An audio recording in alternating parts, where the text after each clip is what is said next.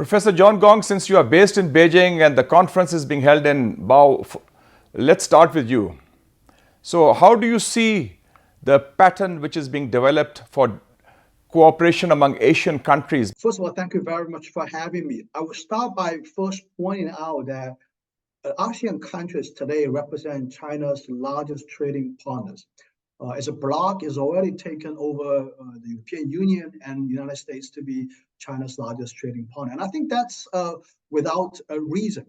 That's not without a reason, of course, because I think the global economic epicenter is shifting to this region. It represents probably the most vibrant and vigorous area in the world today, with countries like Malaysia, Indonesia, Vietnam, Cambodia. All these countries are rapidly developing. Their growth rates, GDP growth rates, among the tops of the world right now. And without no doubt about it. I mean, that's the reason why Chinese companies are heavily invested in this area. And I think China's BNR activities are also very much concentrated in this region.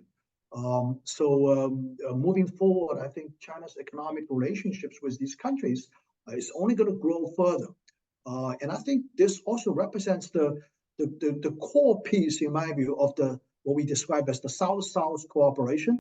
Yes, and of course, as you said, Asia is the most vibrant region, and actually the global epicenter of economic connectivity is in Asia. And last year, President Xi Jinping hosted the China Central Asia Summit also in Xi'an.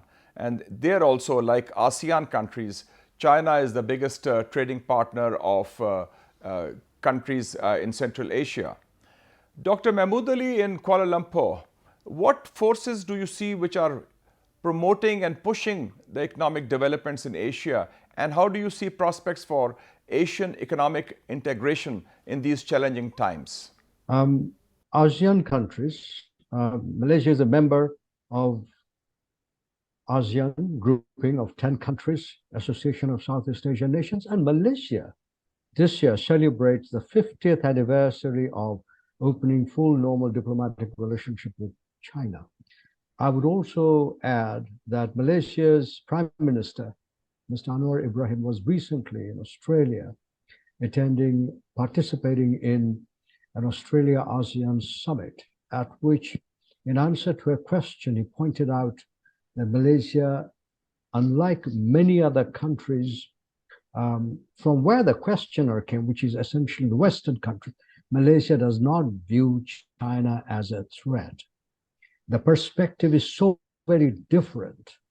I believe that countries in this region, ASEAN region, and wider Asia, have had diverse historical experiences with encounters with many Western countries who were imperial colonial powers, extractive and exploitative, sometimes brutal and ruthless.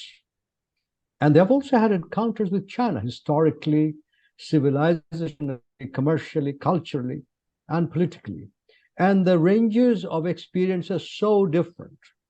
Now, these countries find themselves drawn to a model of economic development which is peaceful, as the Chinese say, win-win, which is mutually beneficial, and equal, mutually respectful. That is the model various Asian countries are attracted to.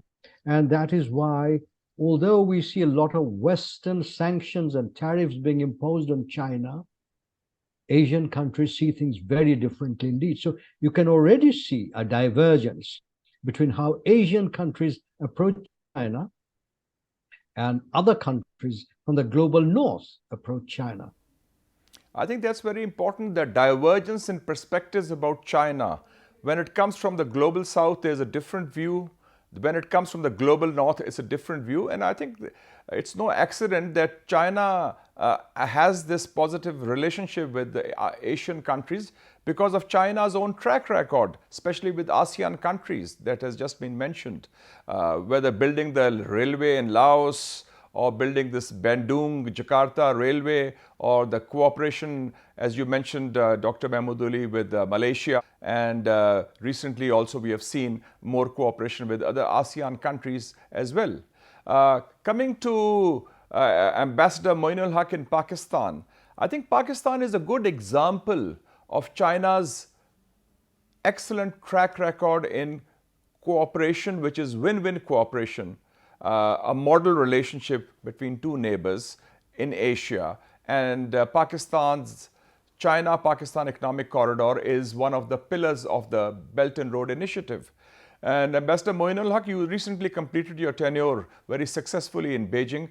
Can you give some highlights of this Pakistan-China economic cooperation in the context of CPEC and the BRI and the broader context of Asian cooperation and connectivity that we see unfolding today? Thank you so much for this question. I just completed my term in China as ambassador there. Our relationship, sir, encompasses all aspects of any bilateral relation. It's truly an example of how interstate relations should be held. Coming to this very important point that you mentioned, that of course, in the past, our relationship was mostly very political of nature, defense, strategic. But in the recent years, the two countries focused on our economic partnership, especially. China is now Pakistan's largest trading partner. We have almost around $27 billion of trade. We are looking to more opportunities, given the large size of the Chinese market, to expand our exports to China, to expand to ASEAN as well through this newly formed RCEP agreement, which has created the largest free trade agreement in the region. Second very important aspect of our economic partnership, as you mentioned also, this China-Pakistan Economic Corridor, which is the flagship project, or which is the high quality project as we call it. And it's the most important of the 5 corridors of BRI.